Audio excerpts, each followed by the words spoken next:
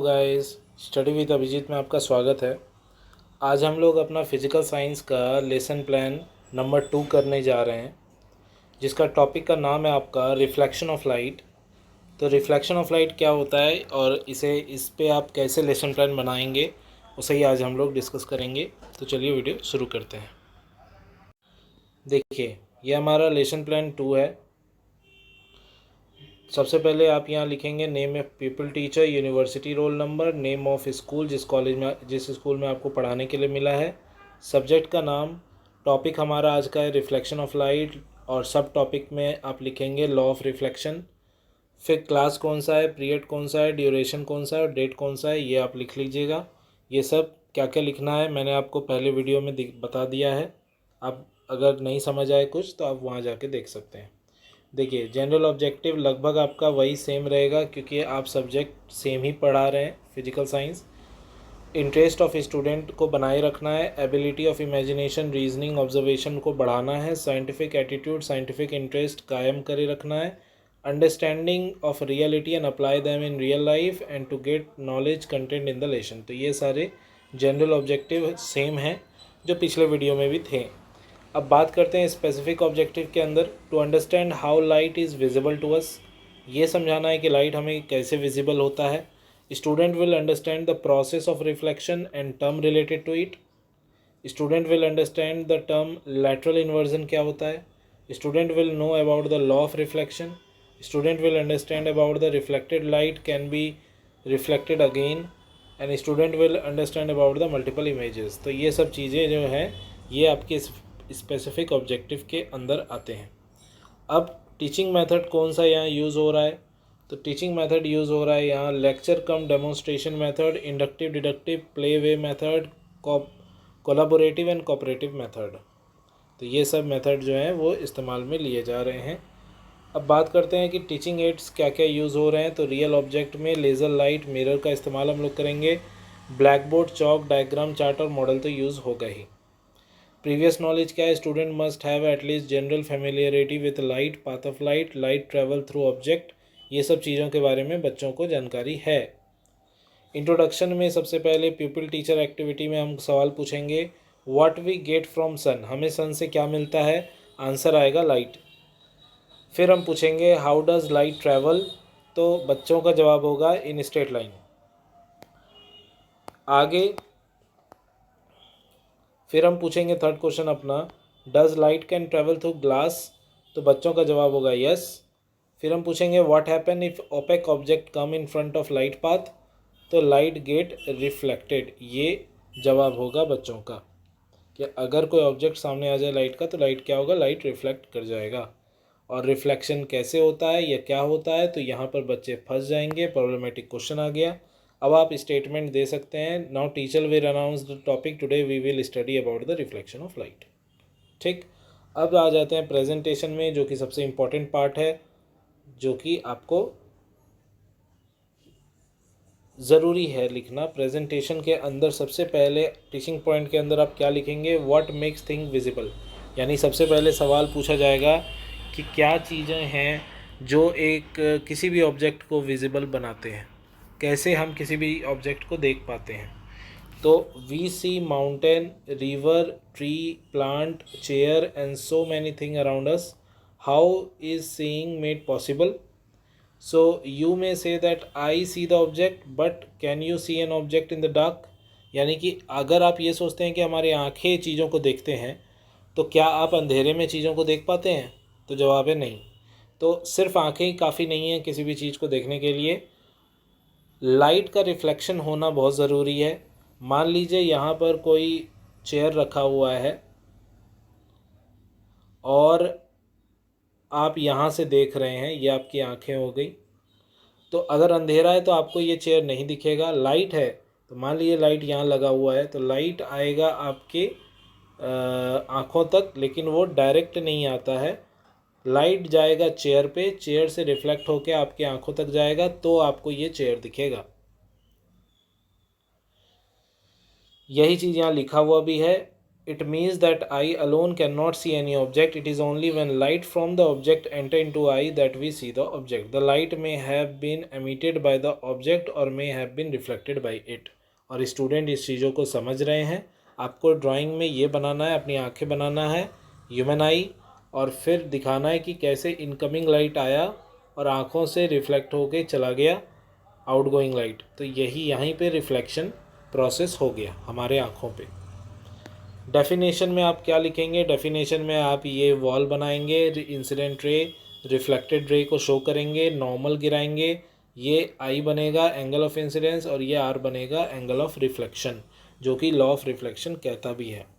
After striking the mirror the ray of light is reflected in another direction. The light रे विच strike any surface is called incident ray. The ray that come back from the surface after reflection is called reflected ray. देखिए, अगर ये चीज़ आपको अच्छे से नहीं दिख रहा तो मैं जूम कर देता हूँ.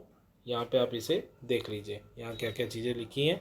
यहाँ आपको लिखना है कि ray of light is reflected in another direction. The light ray which strike any surface is called incident ray. The ray that come back from surface after reflection is called reflected ray. A line making angle 90 degree to the line represent the mirror at the point where the incident ray strike the mirror. This line is known as normal. इसे normal कहा जाता है, जो कि reflecting surface से reflect होता है. देखिए, ये जो लाइट, ये दीवार है मान लीजिए, ये जो लाइट आ रही है ये इंसिडेंट रे है, जो रिफ्लेक्ट होने के बाद जा रही है वो रिफ्लेक्टेड रे है. और ये जो 90 डिग्री गिर रहा है आपका वॉल के ऊपर, इसे कहते हैं हम लोग नॉर्मल. ये है इंसिडेंट रे, ये है रिफ्लेक्टेड रे. और एंगल जो कि इंसिडेंट रे और नॉर्मल के बीच होता है वो आई कहलाता है, जिसे हम लोग कहते हैं एंगल ऑफ इंसिडेंस. और जो एंगल हमारा बचता है नॉर्मल और रिफ्लेक्टेड रे के बीच, उसे हम लोग स्मॉल आर से रिप्रेजेंट करते हैं, जिसे कहा जाता है एंगल ऑफ रिफ्लेक्शन. तो यहाँ देखिए वही चीज़ लिखा भी है. Angle between the normal and incident ray is called angle of incidence and the angle between the normal and the reflected ray is called angle of reflection, जो कि देखिए यहाँ पे लिखा होगा. देखिए लिखा है reflected ray is known as angle of reflection. तो आपको ये चीज़ बनाना है. यहाँ पर ड्राइंग आपको ज़रूर बनाना है कि आपने, बच्चे जो हैं कंसेप्ट को समझने की कोशिश कर रहे हैं और आपने ड्राइंग ये बना के उन्हें दिखाया है ब्लैक बोर्ड पर. फिर नेक्स्ट पॉइंट जो आप इंक्लूड करेंगे वो है लॉ ऑफ रिफ्लेक्शन. क्या होता है लॉ ऑफ रिफ्लेक्शन? कितने होते हैं लॉ ऑफ रिफ्लेक्शन? तो 2 होते हैं, first law and second law of reflection. क्या क्या होते हैं? पहला लॉ कहता है कि आई और आर हमेशा बराबर होता है, यानी एंगल ऑफ इंसिडेंस और एंगल ऑफ रिफ्लेक्शन हमेशा बराबर होते हैं. और दूसरा लाइन कहता है कि इंसिडेंट रे, नॉर्मल और पॉइंट ऑफ इंसिडेंस और रिफ्लेक्टेड रे सभी कोई सेम प्लेन पे लाई करते हैं. क्या मतलब होता है सेम प्लेन पे लाइन करना? मैं आपको समझाता हूँ. देखिए, तो लॉ ऑफ रिफ्लेक्शन में आप लिखेंगे angle of incidence is equal to angle of reflection, और ये हमारा फर्स्ट लॉ ऑफ रिफ्लेक्शन. अब मान लीजिए कि आपने कोई कार्डबोर्ड लिया, कार्डबोर्ड पे आपने 3 सुई रख दी, ठीक है.